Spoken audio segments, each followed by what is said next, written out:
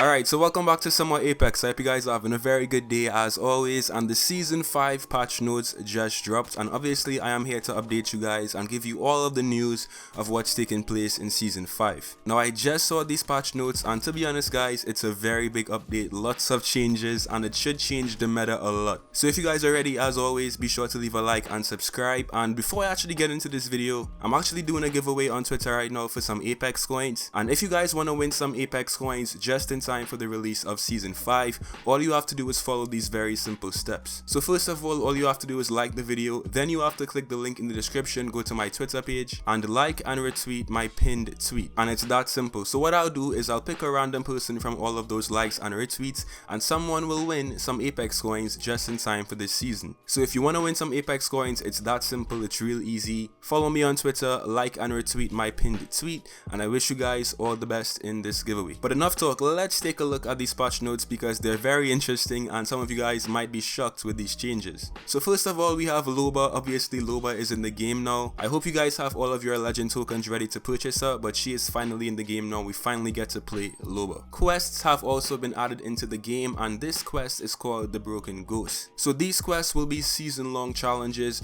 revealing some story secrets by finding 9 pieces of a mysterious artifact by participating in weekly hunts. So this right here is a brand new feature in Apex. We haven't seen anything like this before. I think it's also a PvE experience in game, so it's going to be very different, very unique and fresh. We also have some brand new map changes on King's Canyon. So Skull Town has been completely wiped out, taking Thunderdome along with it. There is also a brand new area to replace the previously empty area between Hydro Dam and Wetlands. In Wetlands, there's also a new platform that has been added to the edge of the map. Ultimate charging stations have also been added in this map update, and it's pretty self-explanatory. You can instantly charge your character's ultimate at the press of a button. Now I also want to note that King's Canyon will be the only map available for 2 weeks after Season 5 launches, so the devs are basically giving you some time to explore this map fully without actually having to deal with the rotation and play World's Edge as well. So after these first 2 weeks, the map rotation will begin again, and we can also play on World's Edge Season 4. There is also a brand new seasonal tab in game, and all seasonal content has been moved into this own tab. So if you guys actually go into the lobby, you will see the seasonal tab,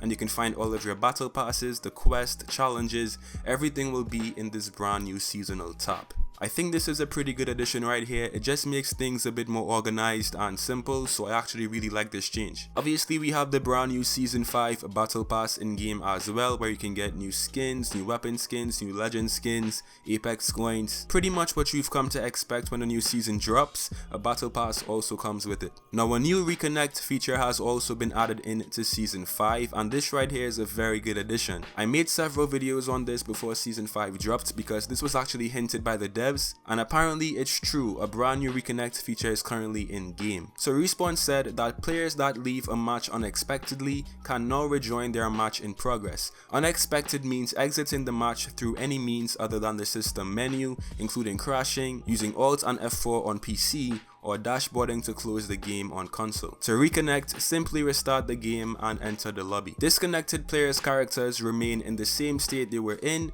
while the player was connected. So for all of you guys who have been frustrated while playing ranked because you're just randomly disconnected, this right here will be a very good feature for you guys. Now let's get into the real bulk of this update, and this is obviously the legend patches and the rebalancing stuff. All of this is what we're really interested in these patch notes. So first up, we have a Mirage buff, and Mirage got a very big buff in this update. For all of you guys who have been begging Respawn for a buff, Respawn finally gave Mirage a much deserved buff. So Mirage's tactical ability, Psych Out.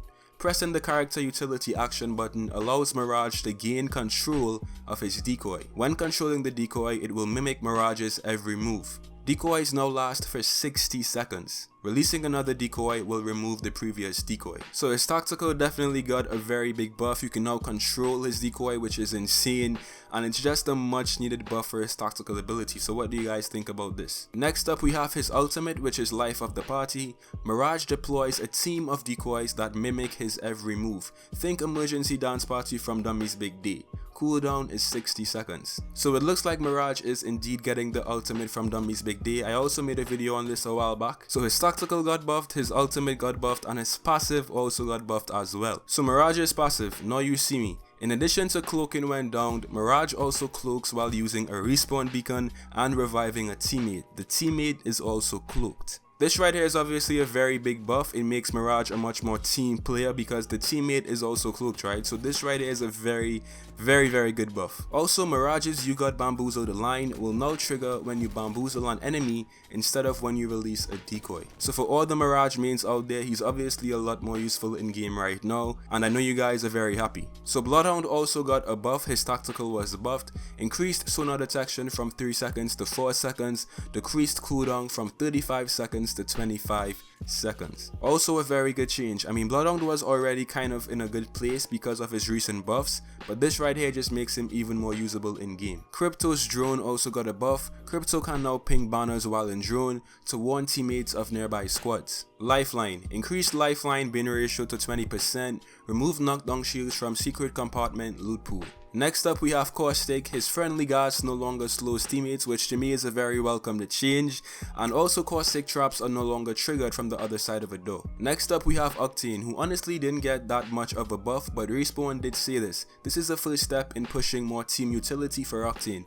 We have more updates planned, but they didn't make the cutoff for this patch. His launchpad cooldown is now reduced from 90 seconds to 60 seconds. So it obviously isn't a very big buff for all of you Octane mains out there, but I expect to see a lot more Octane buffs coming very soon. Gibby. So Gibby got a very small nerf. They reduced his dome shield duration from 18 seconds to 12 seconds. They also said that internal data shows that Gibby's performance in individual fights is in a good place, but we want to bring down his power a bit in team fights. Now finally moving on to Pathfinder, who honestly got a very big nerf. So the cooldown for his grappling hook has been increased from 15 seconds to 35 seconds. Now I actually agree with this change because Pathfinder's grapple has been broken for a very long time. I think when they initially nerfed Raid's tactical ability, they should have also nerfed Pathfinder's grapple as well, but this right here is a very big nerf to Pathfinder. Alright, so moving on to all of the weapon changes and rebalancing. First of all, Season 5 does not have a new weapon,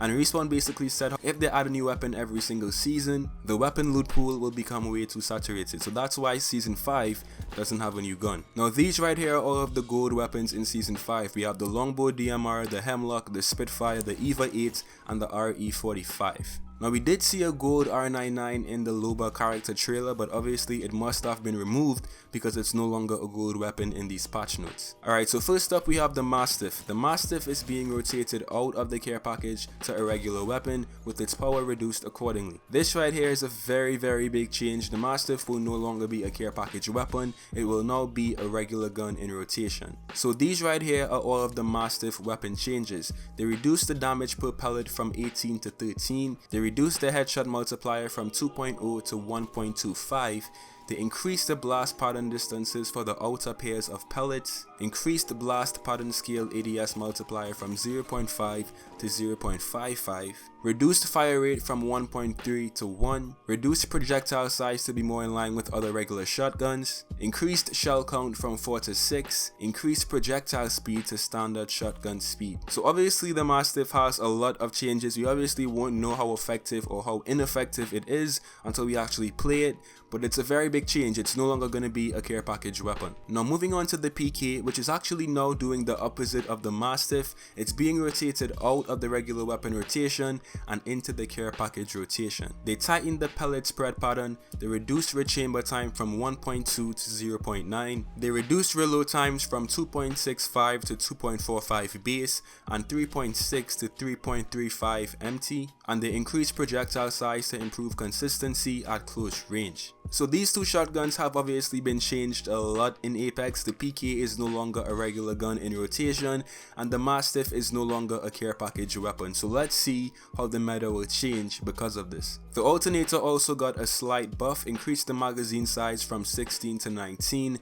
level 1 extended mag is now 22, level 2 is now 25, and level 3 is now 27. The RE45 also got a small buff, increased damage from 11 to 12, reduced reload time from 1.74 to 1.5 base and 2.12 to 1.95 empty. The Havoc obviously got a long awaited nerf. The vertical recoil has been increased, horizontal recoil slightly increased, recoil on the first 2 shots increased. So no damage change, we still have the exact same damage on the Havoc, just a lot more recoil now. The longbow has actually been nerfed, headshot scale reduced from 2.15 to 2.1. The Wingman has also been nerfed, headshot scale reduced from 2.1 to 2. But here's the thing, they actually added the skull piercer again for the Wingman and the longbow. They also vaulted the anvil receiver. So finally guys, let's take a look at these gold armor changes. Shield cells and syringes give double the amount per use, but they removed 50% heal speed. So basically guys, the gold body shield has been buffed and nerfed. You can no longer use a shield battery in like 2 or 3 seconds, but you can now put on shield cells and syringes twice as fast. So that's basically all of the major patch notes in today's update. We obviously have a lot of bug fixes as well,